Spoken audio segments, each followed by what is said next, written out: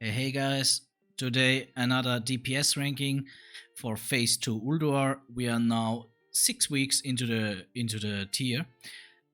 So the numbers are settled. For sure the gear is getting better and better. So the classes that scale better, especially with the gear that drops in Ulduar, are getting better and better.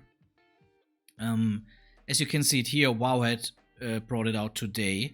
So, or presenting it today, we have the overall damage and the damage to bosses. I'm not sure if there's right now already a very competitive speedrun meta for Ulduar. I guess if yes, then for only quite a few guilds. So in my opinion, is maybe even the damage to bosses more relevant. It's not a big difference, as you can see it here. But there is a difference, just to make it clear. That is the so we go to this one here. Here's the chart. Damage to bosses over the range of the last 2 weeks. Is it changing for 1 week? No, it's not changing. Oh, sorry. For 2 weeks, 95%. Okay, that's it. Boss damage. As you can see here, I go for damage overall. Is this right? It's not a... wait.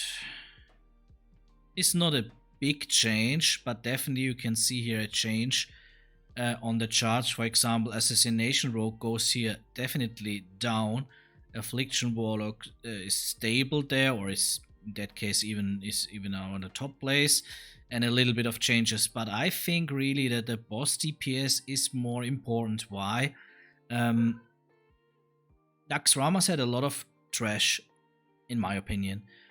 Ulduar has very less trash. If you just think about the first 3 bosses you can kill without doing any damage to trash. Okay, you drive a little bit with the vehicles. Then XT2 is just one or two groups on the side. Then you come to the Iron Council, it's just 2 or 3 trash mobs groups. Then you also directly to Kologarn. After Kologarn, you make maybe 2 of the guards to directly fight with Arioya. Then it's only a little bit in front of Hodir. That is trash, definitely. Okay. 3 or 4 groups maybe that you have to do in front of Freya. Same maybe for Mimiron. But yeah, it's always like only 2 or 3 groups is not really a big thing. So that's why I would really say that the damage to bosses is at the moment more important, especially much more important for many people out there. These were the rankings 2 weeks ago on my other video, and definitely today I would like to change here some things, because as you could see, we have here Asa Rogue and Affliction Warlock very close together. I also will put them close together. I will not say Assassination Rogue is now ahead yet. The boss damage is a little bit ahead, but okay, we keep it like this. And then it's directly the Unholy DK. Unholy DK is getting better and better. 2 reasons. Their gear is... they don't have a lot of competition on their gear, because warriors, that would be a competition to their gear, take a lot of leather. Sadly, I play rogue. I don't like that, but it is like it is. And agility items. And there are not a lot of retribution paladins. So yeah, it's kind of uncontested, the gear for the Death Knights. That's first of all why they are scaling now very good, because they get a lot of gear very easy. Also our DK, I think we have 2 or 3 DKs in the guild. And as far as I know, they have the highest item level besides one of our hunters. But it is how it is. I mean, they have no competition on the gear. It's fine. They serve it. It's not like we should disenchant it. I mean, it makes no sense. So Unholy DK is here exactly on the 3rd place. So I would also put him now here in S+. Let us work with S+. We could also say this tree would be S tier, but let us work with S+. Why not? I have no problem to do that. And also the boss fights getting shorter and shorter, which is definitely benefiting also Unholy DKs. After this, We have a wide range here again, and we have a very nice curve. So we have only these three that are here positive outliers to the boss DPS, and then we have our boss damage, and then we have a very nice curve that is going down here with some of the specs like Sub Rogue, Frost Mage, Arms Warrior that you should just not play in the raid, to be honest. So what we put into the S tier, definitely we will also put now Combat Rogue into the S tier. Let me see what is first. Frost DK and then Fire Mage. So Frost DK gets here up, Frost DK, Fire Mage, and then I would also put the 2 Warlocks and the Enhancement Shaman. So 2 other Warlock specs doing pretty good here, and the Enhancement Shaman is also doing pretty well at the moment. Strong spec. You also like to have an Enhancement Shaman because I think the heal Shaman is not that good. Also Elemental Shaman is not doing that good. So definitely you always want to have 1 or 2 Enhancement Shaman in your guild, in your raid. And yeah, for sure they also have Bloodlust, so there is no doubt about this. So as you can already see, we have a very nice S plus tier and S tier. So there's a big range of different classes and specs. Okay, classes is we have already 3 Warlock specs, we have 2 Rogue specs, 2 DK specs, but yeah, we have also a Mage and a Shaman, so we have a lot of different good DPS classes. And then I would say I would make here the cut. You have to make the cut at any point. You could also make it after Destruction Warlock. Let us see how it looks on the damage overall.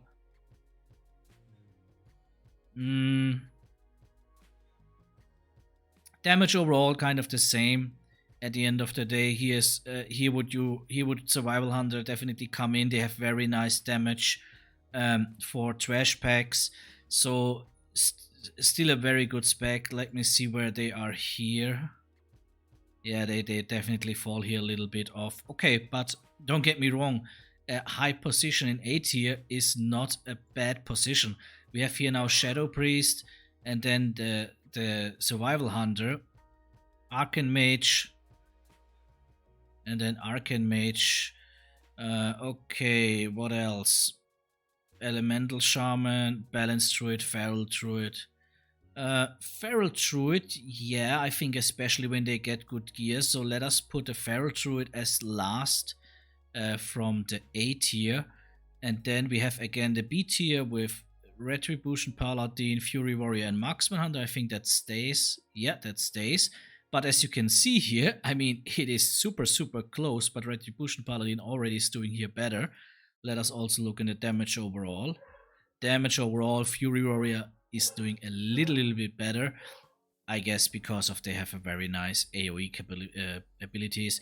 But to be honest, Retribution Paladin also has the same, but yeah, he is also like no difference at all. So Retribution Paladin, Warrior are same good at the moment. Fury Warrior especially. Also here, Feral Druid is here falling definitely off. So I'm not sure if I should put them into the A tier because of that. Maybe they should stay here at the first position on B tier because, but like I said, it's a little bit depending. Is your guild trying to do Ulduar completely as fast as possible? I think many guilds are now on the way to clear it in one night. That's, for example, what we are doing at the moment, 10 men and 25 men. But also, so as you want to get faster and faster, then definitely the damage overall is more important. But if you struggle maybe with some hard modes, or what means struggle, if you are maybe having every week still wipe, you need to maybe have some DPS checks like Hodier, like what is another DPS check? You know, the DPS checks that are existing at the moment in Ulduar, then definitely the damage checks, then you definitely Steelbreaker, hard mode for example, then you definitely need to have a decent boss DPS. So let us put Feral Druid because of the big difference here into the last B tier. Definitely Balance Druid. I also would recommend Balance Druid more, and then you can see here the other specs that I really would say there's no need to play them. Sub Rogue is especially good at Alkalon, as better as I thought, to be honest. I played it now once. But yeah, there's no reason to bring a sub rogue if you have 2 better rogue specs. There's no reason for a frost mage because we have 2 better mage specs, with fire mage even a very, very good one. Fire mage makes a lot of damage on Hodir, which is a little bit manipulating his damage overall, in my opinion. But as you can see here, he is already on 2nd. But if you just go to damage to bosses, then it is only, still very good, but not on the 2nd place here. And then yeah, Beastmaster Hunter also makes no sense because of survival and marksman. Survival, I'm not sure if survival is really only 80 or very it's 80. Let it like this. So I just want to say S plus tier, S tier, and A tier are very, very good overall. Maybe the only thing that I would doubt here also a little bit is, let us just quick check the elemental shaman damage to bosses. Okay, damage overall even higher ranked here. So yeah, then let us keep it there. I think I didn't see a elemental shaman so far in Ulduar, so maybe it's not the best opinion that I have on it. So, but yeah, you can see a very big S plus, S tier, and A tier. You could also make it different. You can also put this into a D tier here, the specs, and this only in S tier, and then S tier, A tier, B tier, whatever you would like. Maybe that would even look better. Let me just do it for, yeah, maybe this is better, to be honest. Maybe this is better, but I don't like to be talk in a negative way, so that's why I usually prefer to put things higher, that you have the better feeling. D tier sounds now really like, hey, don't bring them at all. To be honest, that's what you should do with them. And yeah, I think really Affliction Warlock and Assassination Rogue are very strong at the moment. I think they should be S plus tier. So that's overall however you think it would look the best for you. These are the strongest spec. I mean, there's no doubt about it. These are the numbers. Range over the last 2 weeks. 25 players. Rate Ulduar. And also you can see here what we have a lot of Affliction Warlock. Why? Because they are very strong. A lot of Fire, because very strong. Asa Rogue a lot. Strong. Frost. Survival, and so on and so on and so on. I'm wondering a little bit less numbers about combat. I think most guilds think like, hey, we can only bring 1 combat. Maybe this is changing now. I also know from many guilds that they only started Ulduar with 2 rogues, and now they try to bring maybe 3 or maybe even 4 if they already had 3, because yeah, they are doing a little bit better than expected. I think both specs doing a little bit better than expected, so why not? Destruction Warlock, okay, very less parses here, as you can see. Marksman Hunter, very less parses.